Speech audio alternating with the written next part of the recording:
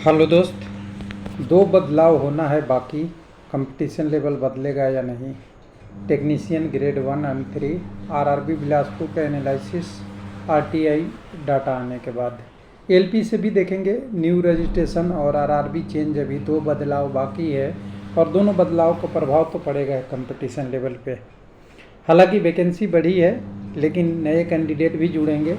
लेकिन एक सवाल उठता है कि नए कैंडिडेट कितना होंगे, कितना ज़्यादा जुड़ेंगे, कितना कम जुड़ेंगे, इसके बारे में भी डिस्कस कर लेंगे यहाँ इस वीडियो में। लेकिन पहले डेटा की बात कर लेता हूँ। एलपी के ऑलरेडी हम लोग बात कर चुके हैं, लेकिन फिर भी एक एलपी से यहाँ कंपेयर करेंगे तो कोई मुकाबला ही नहीं है एलपी टेक्नीशियन का। तो एलपी में हम अगर बात करेंगे, एक मिनट,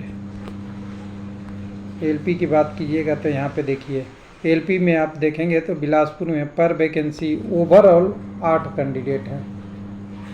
वैकेंसी 3973 गुना 15 गुना कैंडिडेट CBT 2 में जाएंगे और टोटल 5,35,000 कैंडिडेट है। तो रेशियो करीब 8-9 का रेशियो है। यूआर में सबसे ज़्यादा है क्योंकि सभी कैंडिडेट यूआर के लिए एप्लीकेबल हो जाएंगे। बाद में जब छटेंगे तो 15 गुना सब में कटते जाएंगे। एससी में 15 है, एसटी में 10 है, ओबीसी में 16 है और 4 मात्र 4.5 ईडब्ल्यूएस में है। लेकिन अगर टेक्नीशियन में बात करते हैं बिलासपुर का, तो टेक्नीशियन में कंडीशन कुछ और है। ग्रेड 1 में अगर देखेंगे तो देखिए दो तरीके से कैलकुलेशन होता है। यहाँ टेक्नीशियन को मैं एक तरीके से एक कैलकुलेशन किया हूँ कि 401 ही कैंडिडेट हैं, 26,000 यूआर में भरे हैं, तब आएगी आपका पर वैकेंसी 65 का रेशियो। लेकिन अगर आप ये कैलकुलेट करेंगे कि टोटल 2,13,000 कैंडिडेट हैं और ये 4 कैंडिडेट हैं, तो ये रेशियो 500 प्लस हो जाएगी। ये ध्यान रखिएगा, क्योंकि ओबीसी से, ईडब्ल्यूएस से, एससी से, एसटी से भी कैंडिडेट यूआर के लिए एप्लीकेबल होंगे। जो टॉपर होंगे तभी यूआर में आएंगे, नहीं तो नीचे रह जाएंगे। तो ये भी एक इशू है, इसको भी देख लीजिएगा। दूसरा, अगर टेक्नीशियन 1 की टोटल वैकेंसी का अगर बात करेंगे तो उसमें देखिएगा तो थोड़ा सा रेशियो यहाँ पे 28,000 कैंडिडेट टोटल है। एक एक करके देख लेते हैं। यूआर की 45 वैकेंसी है और 5,137 कैंडिडेट हैं। तो ये रेशियो देखेंगे तो 114 का डायरेक्ट है। अगर 28,000 में 45 से भाग दीजिएगा तो यहाँ पे रेशियो बहुत हज़ारों में चला जाएगा। यानी करीब एक वैकेंसी पे बहुत ज़्यादा कैंडिडेट हो जाएंगे। यानी 28,000 को 45 से भाग दीजिएगा ना, 45 लोग ही सेलेक्ट होंगे। लेकिन सारे कैंडिडेट जो यूआर, एससी, एसटी सब इसके एप्लीकेबल करेंगे। तब इस कंडीशन में 50 का भी देखेंगे तो करीब अच्छा खासा रेंज चला जाएगा। 100 रहता तो मतलब 2800 के आसपास आता। यहाँ 45 वैकेंसी है तो 2800 गुना कर सकते हैं सीधा। तो एससी में आपका रेशियो 415 का है। एसटी में देखेंगे तो 347 का 2,085 कैंडिडेट हैं। ओबीसी में 24 वैकेंसी के लिए 14,550, 606 का और 9 कैंडिडेट ईडब्ल्यूएस से सेलेक्ट हो सकते हैं, उसमें 2309 यानी 256 का। यानी कुल मिला के जब इधर वाला अगर जोड़ेंगे, खाली यूआर का जोड़ेंगे तब तो ये रेशियो वैलिड है। जब यहाँ से रेशियो इधर की आ जाएगा तो आपका चेंज हो जाएगा। उसी तरह आपका टेक्नीशियन 3 के लिए यहाँ 65 से लेके 500 तक हो जाएगा। यूआर के लिए 26,228 कैंडिडेट और 2,13,162 कैंडिडेट, दोनों एप्लीकेबल बारी बारी से होगा। 109 पोस्ट आपका एससी कम्युनिटी का है, इसमें 456 के लिए यानी 50,000 कैंडिडेट हो गए हैं।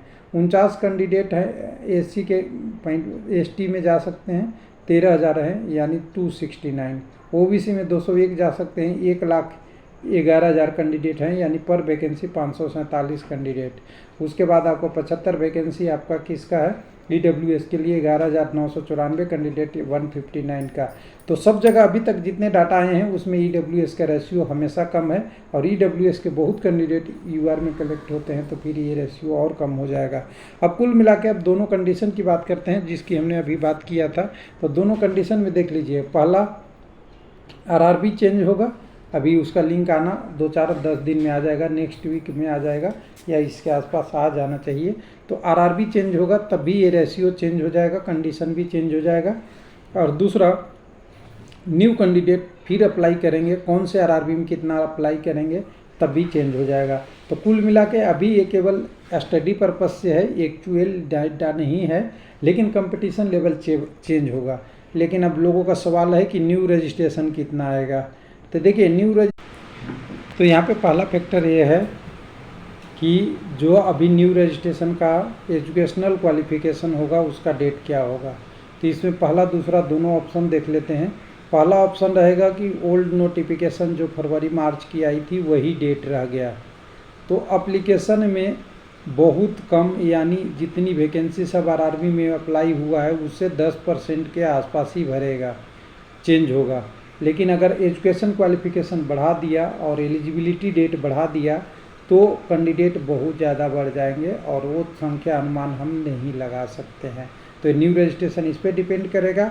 आरआरबी चेंज वैकेंसी जितना जहाँ चेंज हुआ है उसके अनुसार से होगा, लेकिन आरआरबी चेंज से हमने एलपी में आपके साथ एनालिसिस कर रखा है कि इतना बहुत ज़्यादा कैंडिडेट स्विच ओवर नहीं होते जितना पहले हो रखे हैं, क्योंकि सब कोई अपना अपना आरआरबी में कैलकुलेट करके देखा है कि हमारा यहाँ अच्छा होगा, पहले ये होता है।